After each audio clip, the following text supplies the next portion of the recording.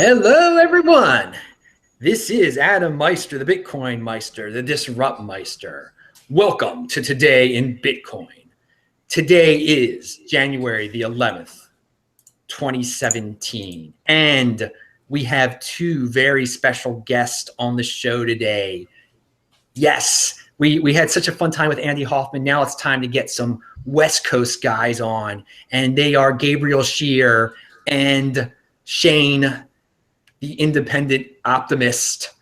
And Gabriel, you might have heard of from Fort Galt down in Chile. He'll get into that in a second. And from Steemit, if you've been on Steemit, you'll know who he is. And Shayne is a game developer. You might know him from the game space. Both these guys know a lot about social media, and they're obviously established in other areas. I'm going to give links to their important links below this video so you can learn all about them. And hopefully they'll be the part of future panels. They know a lot about Bitcoin. They understand freedom. They work for themselves like I work for myself. So they're shining examples of great Bitcoin people. So Gabriel, tell us a little bit about what you do down there, what's going on in Chile and everything.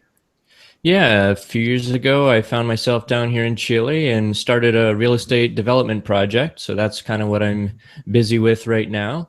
We're kind of just trying to build a new town from scratch out here on the coast. It's overlooking the ocean and a great place that I kind of fell in love with. So I'm just trying to lure a bunch of friends down here to join me. Awesome, awesome. Now, Shayne, what's your story in your own words? Well, I think it might be what Gabriel's doing after I heard that. That sounds really nice. But yeah, I'm an independent game developer. I made a little mobile game called Blobfish Evolution that's pretty popular.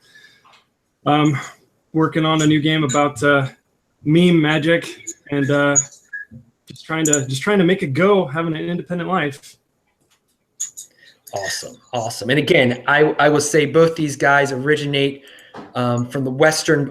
Gabriel's from the western part of Canada originally, but he's in Chile right now.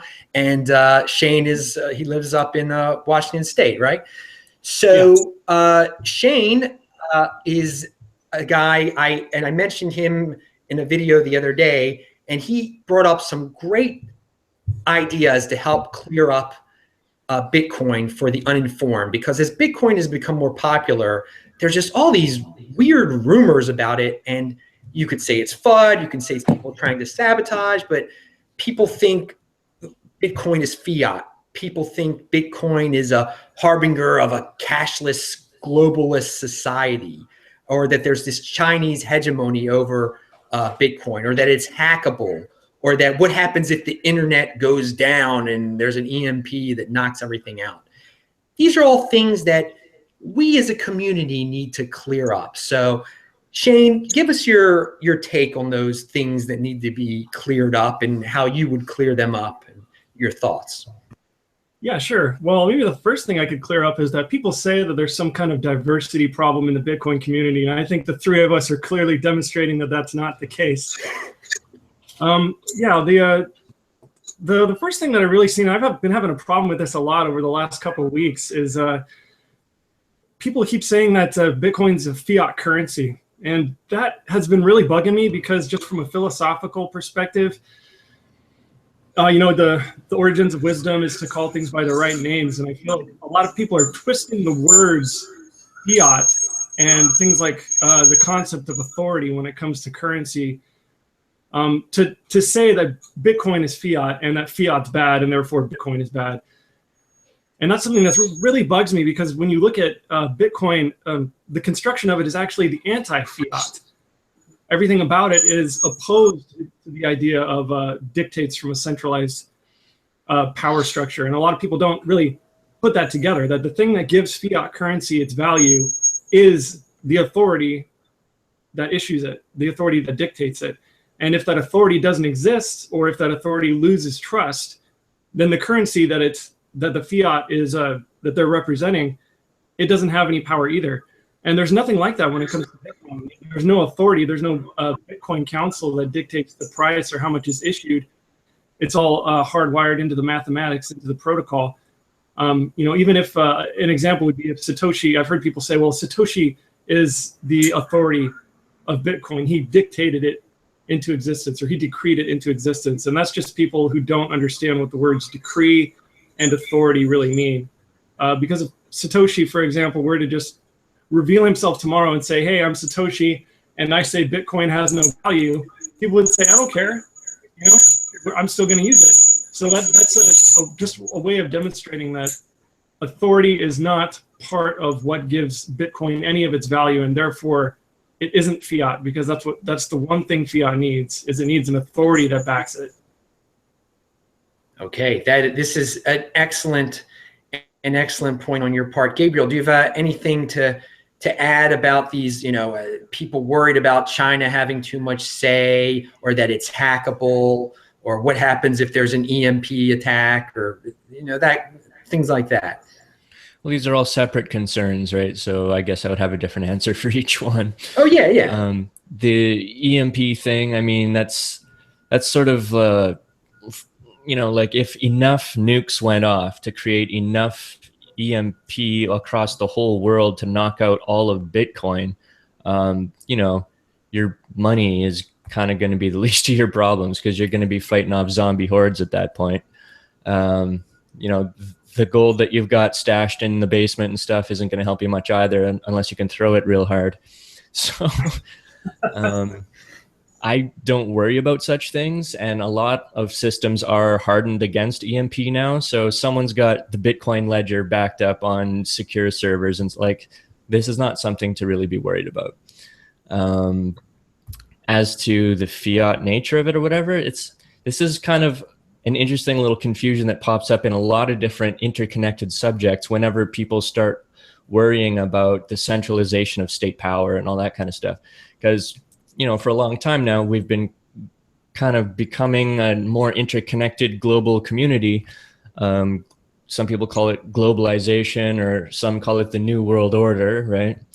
And I like to separate these two concepts. There's the New World Order that people talk about, which is this controlled progress down the road of technology towards a global interconnected system that is managed by an authority. And then there's something that's very similar in technical sense, but not controlled by an authority, which is what we're trying to build with Bitcoin and all these other technologies, which I kind of call the true world order. It's a natural development, a natural progress that looks very much like the New World Order, but it's not controlled by any central authority.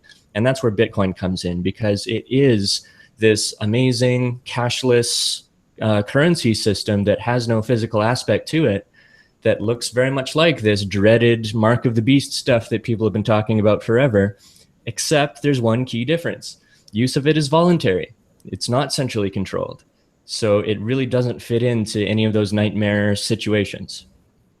Wow, that was beautiful. That explanation right there really blows the harbinger of a cashless global society out the window. So I mean, if people want to believe it's the mark of the beast, then hey, let them do their thing. But for logical people, listen to what Gabriel just said. It isn't control. It isn't some way to take over the world or anything like that. Now, speaking about things being blown out of proportion, let's talk about China, because a lot of what you hear about Bitcoin is, China controls everything. Why would I want to get into something that China controls?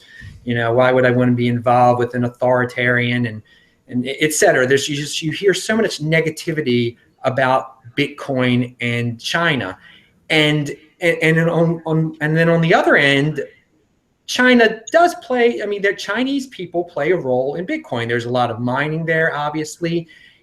And I think some Bitcoin people kind of blow China's influence out of proportion and make it almost this mythical figure and excuse to everything that happened. Like, why did Bitcoin go down today? China. Why did Bitcoin go up today? China.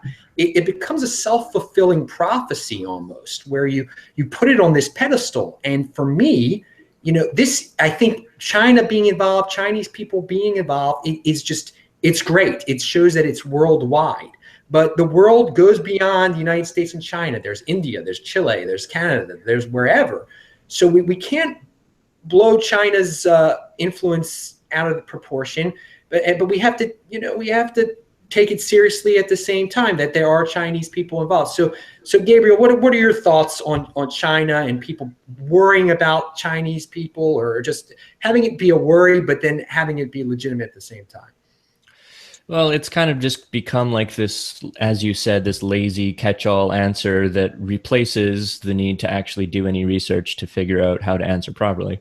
But I mean, it kind of started back in 2013 during the big arms race, right? Where everybody was trying to get more efficient, smaller, cheaper chips to process and mine Bitcoin. And I mean, the Chinese had the advantage in the end just because of their ability to produce them so much cheaper. Like at first, I was buying my miners from Sweden because they were ahead of the game. They had better chips. But it didn't take long. Like as soon as they released their machines, China just copied them. So in the long run, China was able to beat everybody. And now that Swedish company that I used to buy from no longer exists. So yeah, just because of their ability to produce stuff so much cheaper, they're always going to have the edge in not just Bitcoin, but anything to do with manufacturing, technology, all this stuff. It's not just Bitcoin. And people like to confuse Chinese people with the Chinese state. All these miners that were bought during that time, they were not bought by the Chinese state. They were bought by people, individuals. And they're still running in these farms scattered around China just because they have the access to them. They, that's where they ended up. So I don't think it's anything to do, like there's no worry about the Chinese government manipulating or taking control of Bitcoin.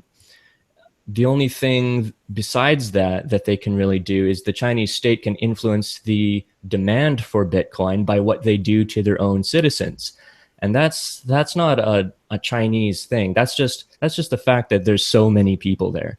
There's so many human beings in the borders of China that's a lot of people to influence the demand of something. When their state, tells them that they can and can't do this with their money, and that gets them trying to find other sources, other solutions to their problems. They have family members traveling to, Canada or US or something else, and they want to be able to send money back and forth to their family members and things like that. They have all these needs. There's a demand for it.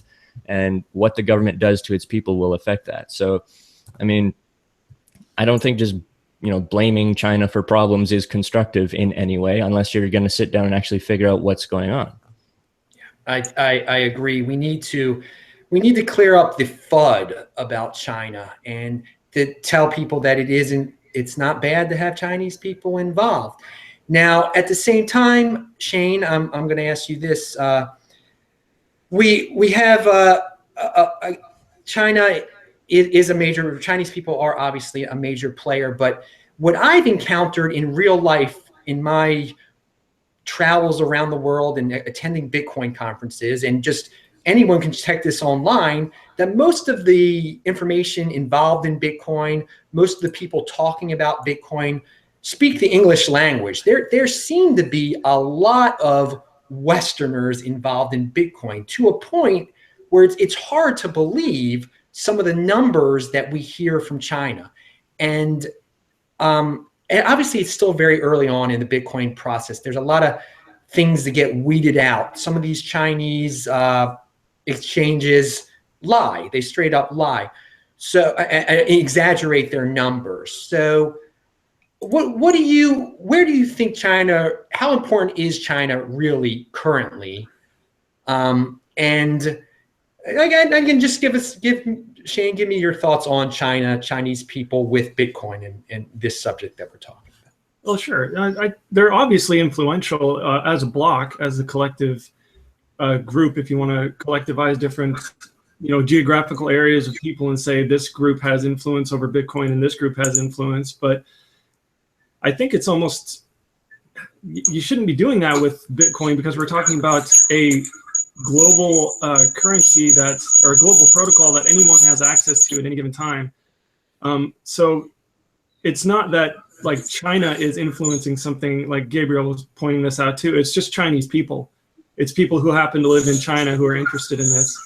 And another thing to keep in mind too is that these are the kind of people who are going against the wills of their government. The Chinese government clearly doesn't want the people to have Bitcoin or to use it because they've declared it illegal in some way or another 8 times since its creation, including just recently I saw an article saying like China declares Bitcoin illegal, and I think that's why the price just dropped recently. But these people are doing this against the wishes of their government. So these aren't the kind of people that are just they're not like government shills or anything. These are independent people who are interested in it for their own self-interest. And you think about like the amount Bitcoin is designed to be difficult to change. It's designed to have as much consensus as possible. So you have like the 51% that has to gain some kind of hegemony to make any changes. And say that in a theoretical, think theoretically that there's 51% of Chinese miners decided they wanted to get together and fork the protocol in a way that the rest of the people didn't want. Well, can't you just not run the new protocol and just keep running the old protocol? And then you'd have, this group of Chinese miners who suddenly have an altcoin that nobody wants, that they're running on their computers. And, everybody else is just running Bitcoin like it used to be. And then that would, scale back the mining requirements so that it would actually expand the amount of people that could get back into Bitcoin and mine. It would branch out and probably scatter the amount of miners across the world, because all these people who are thinking they've always wanted to mine Bitcoin, but they got in it too late. All of a sudden, the algorithms are going to be scaled back so that a bunch of people are going to now be able to jump in on that. And it would basically just kick China out of the whole thing if they wanted to do that. So that's kind of another thing to consider too. Yeah. So we to conclude, I guess, with China is like, let's not use China as FUD here, everyone. Let's just, talk about it. It can be a positive, obviously. And as time goes on, more and more countries will get involved, and it's not the answer to every question. Definitely, it's a whole big. I think people do panic a lot too much when they hear news from China, and we don't even know if this is really news in China or not. We don't know what the truth is sometimes. So let's move on to community and Steemit, because Gabriel, as some of you know, he was big in the Steemit. He's got his Steemit channel and everything. And Shayne is also on Steemit. I'm on Steemit. And Gabriel, what is going on with Steemit right now, in your opinion? And I guess talk about another thing I want to get into is the importance of community in the cryptocurrency space. I think that if you have a strong community around the cryptocurrency, it can help that cryptocurrency get known and all sorts of things. I think the Bitcoin community obviously is the strongest, but since we're talking about Steemit, that is really the combination of social media, community, and cryptocurrency right now. So, Gabriel, what's going on with Steemit in your mind? Yeah, like you said about community, I mean, that's always been a factor in Bitcoin and any altcoin. Once you get into it, you start meeting other people who are into it, and there's little chat rooms and threads online and subreddits and all kinds of fun little groups to hang out, and you start to get to know people that use it, and that's part of the fun. It's like we're in this little club where we know special information about this special new thing, and it adds to the fun of the experience, right? And Steemit really kicked that up a notch by actually, building its currency integrated with a social media publishing platform. So I think it's even more important when it comes to Steemit. And I mean, it's been a crazy little drama fest ever since it first started. Every week there's something new happening. There's some members stirring up trouble somewhere, or some controversial thing is going on over there. It's almost like a soap opera sometimes if you get too into it.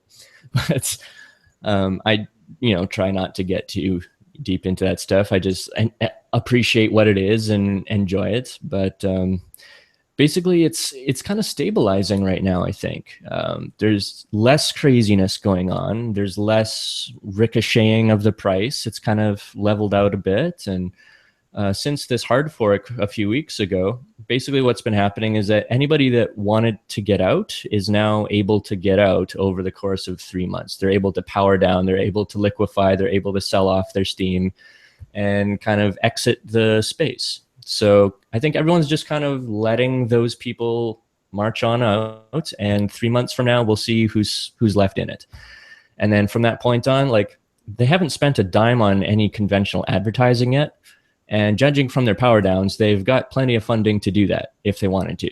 So my guess is that once everybody has left that doesn't want to be there anymore, they're going to kick into serious marketing mode and start pushing this out into the mainstream. But until now, they've kind of been using all of us early adopters as testers, basically trying to perfect things and add features based on the experience that we've been having over the past 6 months or so, I guess. Yeah, yeah. Well, I think it's a great idea to combine social media and cryptocurrency. Someone's gonna get it right one of these days. The Yours network is gonna come out eventually. And Shayne, I'm gonna ask you about obviously your opinions on Steemit also, but what as a social media guru, Shayne, because you do know a lot about social media, you got a lot of followers and everything. I mean, talk about how we can use social media to kind of fix misconceptions or correct people's misconceptions about cryptocurrency, increase the adoption of cryptocurrency, and just how different, you know, if you're an altcoin, you should really up your game when it comes to social media, because it can only help you. And in the end, that might help your price too. So I've just brought up a wide range of things there. So feel free to ramble on there, Shayne. You got a little bit of a feedback issue too, maybe too. So just talk. I'll tell you if I hear any weird feedback. You might want to like step away from the mic. I don't know. Oh, okay. I can back up. Yeah, I thought I heard a little echo. Well, I think Andreas Antonopoulos kind of has it right when it comes to that, because he's been recently over the last couple months releasing these little 1.5 to 2 minute videos that are kind of snippets of longer speeches, because he'll go on and give 2.5, 3 hour speeches, but he's taking little chunks out of that, and he's been posting them on his YouTube channel, and he's been tweeting them out. And I think they're just general questions, kind of like what we're trying to address here. Fears or concerns that people might have about Bitcoin. And that is kind of the way to approach it, because if you go on these sort of long-winded technical explanations of things, people don't get it. They just want to know, is it the things that we've been talking about, the fears that people have? Can it be hacked? People, well, can't it just be hacked? They want to know, because that's you hear things in your day-to-day life, or you hear what the news says about Bitcoin. It's never anything good. So you have these questions about it, like, well, isn't it volatile? Didn't it die? And if you're able to kind of create small attention span content material that you can put out there, little tweets, little blog posts, or YouTube videos, I think are really helpful, because we saw from this last election cycle, people they're not getting their information from TV. They're getting it from the internet. They're getting it from YouTube. They're getting it from their social media accounts. They're getting it from Twitter. They're getting it from Facebook. So that is the area that we need to focus on when it comes to really fixing misconceptions, or educating people, or connecting with people. And I think that is kind of the whole idea of something like Steemit, which I love. The idea of it's just, I think it's a prototype for how I see the future of cryptocurrencies. And this is something that you and I have talked about before, Adam, that I kind of see a whole infrastructure, a whole ecosystem where you basically earn cryptocurrencies by doing anything that you would normally do in everyday life, even to the point where you run your toaster and it's running a little cryptocurrency mining rig that actually generates heat that heats your toaster or your oven or something like that. That's kind of the future that I envision if we're able to embrace the disruption that all of this cryptocurrency stuff causes. And I think Steemit is really, it's a prototype of that. They're taking the first steps into doing that. And I think more people are going to come around. Competition is going to happen. And we're eventually going to wind up with some pretty good stuff in the next couple of years, I think. And I'm really looking forward to that. I'm glad I got into this now instead of 5 years from now. Just like I wish I would have gotten into Bitcoin 5 years ago. But the best time besides 5 years ago is today, and the worst time is tomorrow. So, I'm looking at all this stuff. I'm trying to get in on it. And like you said, I have a Steemit page. I made like $200 off of it. So it's not really, but that was just from posting stuff and curating content, and the idea that you can actually make money, actual money that I had in a bank account and I spent it from posting stuff online and from, liking things and commenting is really cool. And I can see a whole world where people are so scared of things like automation, things like technology taking over. But, if your job was basically posting on Facebook all day and you made enough money to live, then it doesn't matter if a robot is driving the produce or, running the warehouse or managing operations at the technical firms or whatever.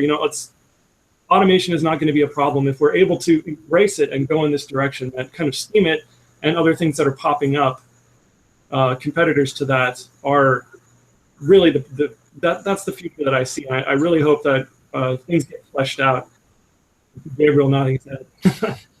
Yeah. No, this is getting into the subject matter that really fires me up, because like that $200 that you made just from, curating here or posting there or whatever, you could have been a 10-year-old. You could have been a 7-year-old. Like, this is removing the barriers of entry. Anybody can get into it now. Anybody can start earning some cryptocurrency and start learning from experience about trading and how all of this stuff works and whatever. And then flash forward 20, 30, 40 years in the future, and we're all jacked into the frickin' matrix.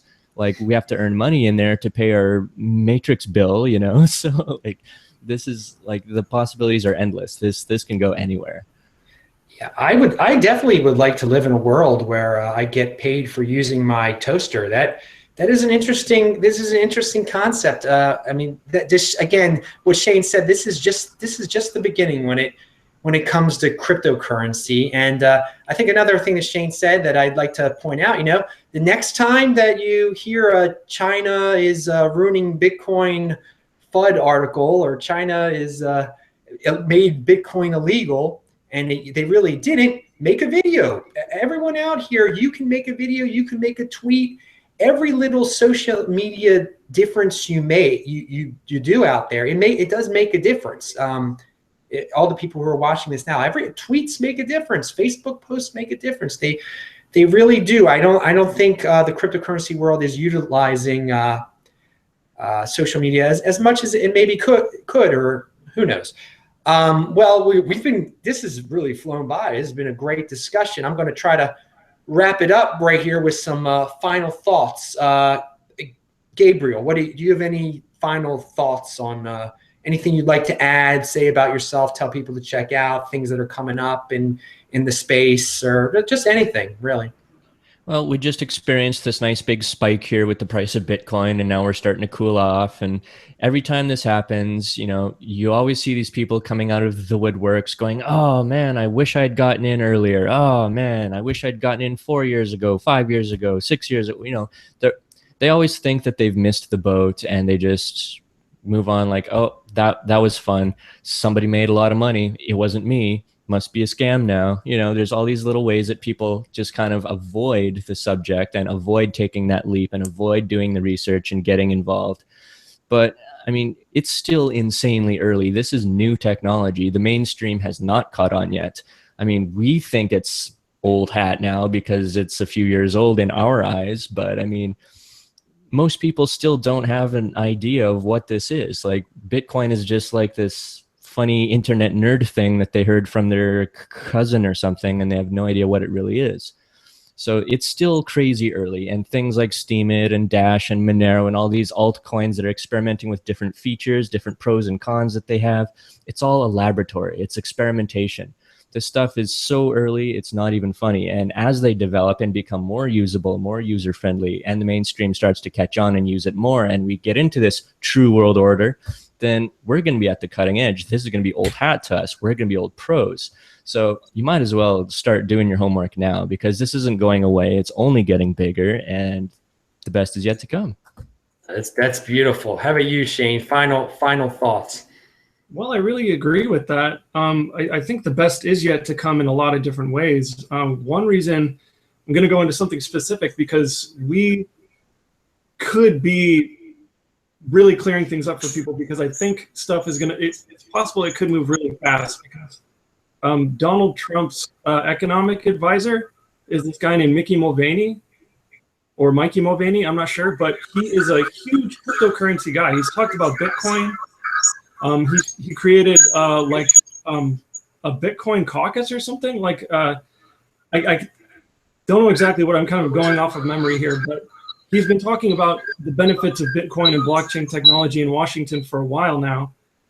And he is now one of Trump's top guys. So this could be coming up into the mainstream pretty quick. And people like us who are interested in this need to be there, because our friends and family are going to say, hey, I heard this Mickey Mulvaney said something about blockchain. What is that? So we need to be ready, educate ourselves as much as we can so that we can create a favorable vibe. Yeah, I'm getting a little feedback here too. Yeah, back up a little bit. Yeah. Is that it? I'm talking too loud. Okay, but we know that Trump listens to social media. We know that he looks at, his response. He does A/B testing. So when he says something about Bitcoin or blockchain, something gets brought up, which it might be, we need to be vocal about it. We need to get on social media, like you were saying, and we need to create a positive vibe and really keep that FUD down, because this, 2017 could be our year. Yeah, I think these are all great points, and I'm pumped for 2017. So again, I thank my guests for coming on today. You can check out their information below. I'm going to try to give all of their contact information, Twitter and Steemit and everything. I hope you enjoyed this. I'm Adam Meister, the BitcoinMeister, the Disrupt Meister. Remember to subscribe to this channel, like this video, share this video, check out the notes section below. This is Today in Bitcoin. I hope you enjoyed yourself. See you later. Bye, guys.